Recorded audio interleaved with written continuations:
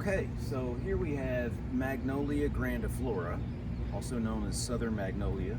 And yes, we're still in the Magnoliaceae family.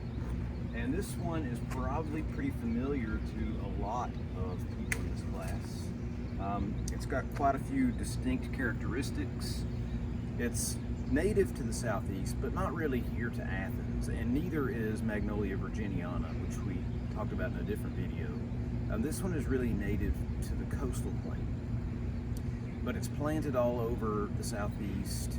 It's escaped, and you'll see seedlings out at Oconee Forest Park in the forest, but really native to more of the coastal plain. In terms of ID for southern magnolia, we have these really leathery, evergreen, shiny green leaves. And then on the underside, they're covered with a dense bronze-colored pubescence. And if you ever look at it under a microscope, it looks like a sort of like a mat of wool. If we take a look at the bud,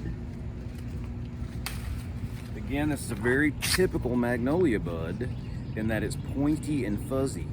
This one's bigger than the bud on Magnolia virginiana, and this one has a little bit of that bronze color, just like the underside of the leaf. Okay, so that's the leaf and the bud. If we take a look at the fruit, here's an old one. You can see it's an aggregate of follicles.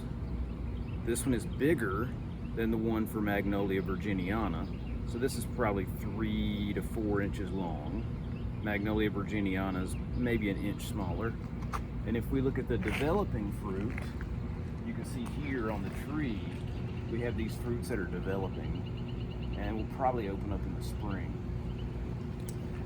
The bark of southern magnolia is very smooth and dark gray. And this one has been hacked up a little bit, so a lot of the lower branches have been cut off. Okay, I think that's it for Magnolia grandiflora.